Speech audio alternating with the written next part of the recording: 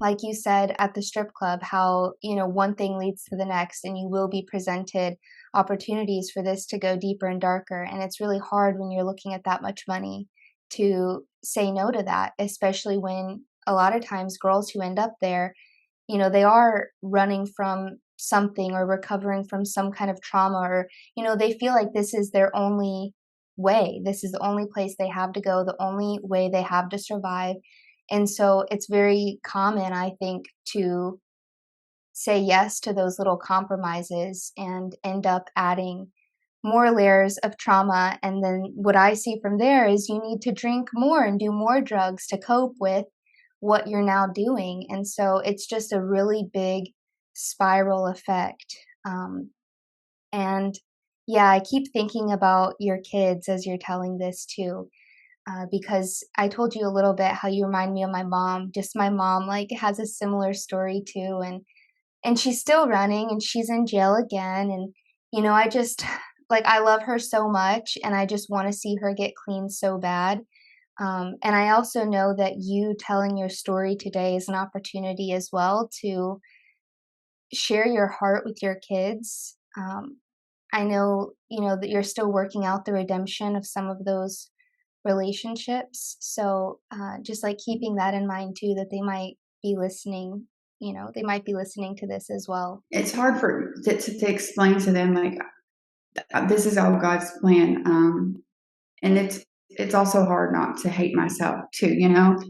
They're grown up. They're not grown ups, but they're adults, except the two, my two oldest ones is 20 and then 18 and then 15 and 12. My 12-year-old and I, we have a very close relationship, but even still, he told me last weekend that he still resents me, and what do you do to that? You just live it out. I can't make up for it, but um, it's hard. And when I say things like, I just wanted to be honest, like, this is truth. And they know that God is restoring me. And it took me years to stop controlling it and, you know, putting drugs in my son, because that's what I continued to use. I was like, you're a piece of crap of a mother.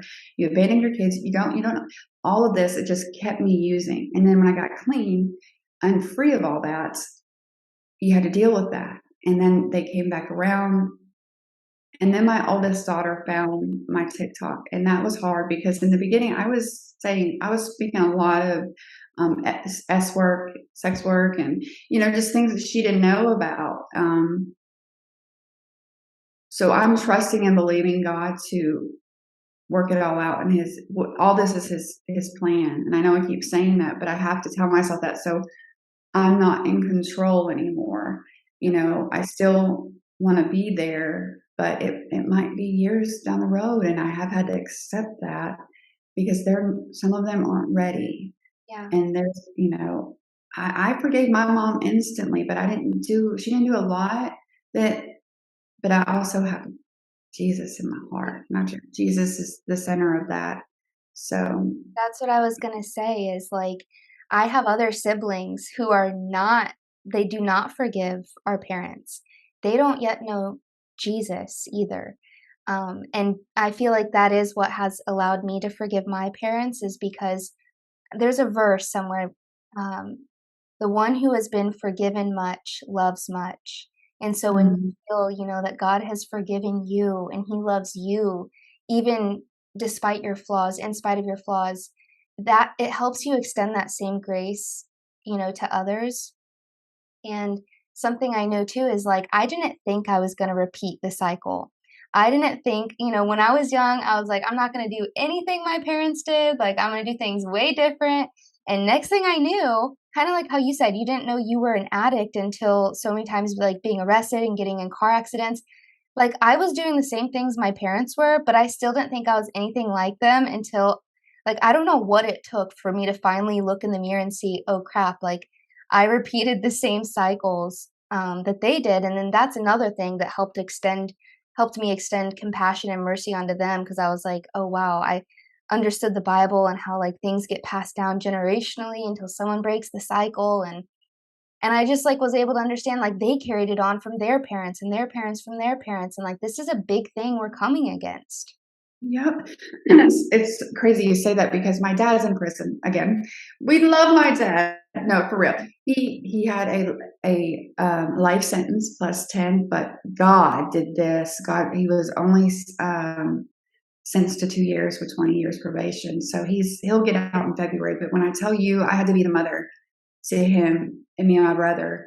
And I laugh about it, but I literally had to switch roles. And I realized it made me feel and put in the position that my kids are in, or like someone like dealing with an addict, and I have to financially take care of him. But I also have been able to find so much grace in this situation. Like that's why I love God's plan, because it always comes back around. You're like, okay, that's why I had to go through this, or this is why I'm having to deal with this. Because I do get frustrated sometimes dealing with someone in prison.